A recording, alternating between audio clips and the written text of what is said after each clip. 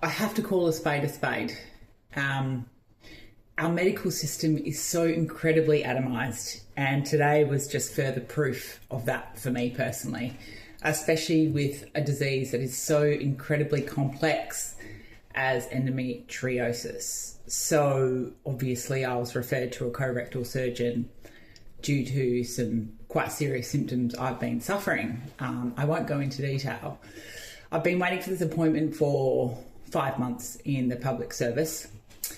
Obviously was quite nervous, and I rocked up to a very young colorectal surgeon that spent about 2 minutes reading my notes, asked me a few pretty standard questions, clearly had no experience with endo. And that's totally fine. I would never expect someone who studied for years and years on colorectal to have any idea about endo. That's a no-brainer.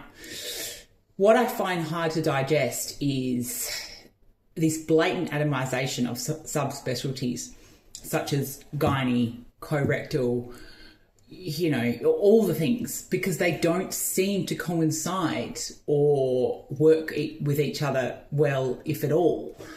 A good example of that is if you are an outpatient for King Edward for a pregnancy that may be high risk, and you have that baby and you have any bowel involvement, so if something goes wrong, you are quite literally shipped off to Royal Perth for colorectal treatment. So there is actually no colorectal department at King Edward, which I find incredibly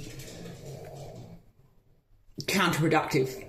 That's probably the best way of putting it, considering your bum and your vag are very good friends and neighbours. So I think very good friends and neighbours, such as those subspecialties, should probably intertwine a little bit more. And that was acutely made aware to me again today. And look, he was very lovely and, did his job to the best of his ability. I had a lovely rectal exam again for him to basically just tell me I need another colonoscopy, which I've had 4, which showed us nothing. So you can imagine I'm feeling thrilled being at Royal Perth Hospital at 9 a.m, freezing my ass off, quite literally, with a small man's finger up my bottom. And that long wait to really get nowhere at all.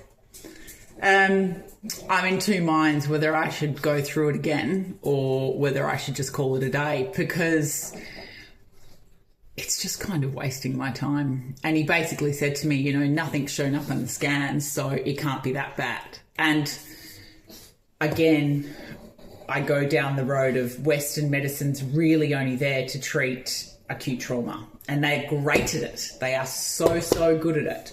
But when it comes to chronic conditions, fucking useless. So how far do you go down the rabbit hole? Or let them go up your hole again? This is the $1 million question that I will wrestle with for the rest of the day.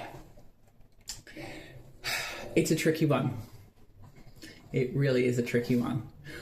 I'm heavily considering taking the grin and bear it approach with this, because I'm getting a bit to the end of my tether with this disaster that is the Western medical system.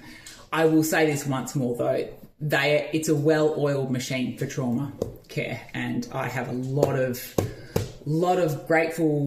gratitude for what they do for when the shit really fucking hits the fan. Other than that, it's not great.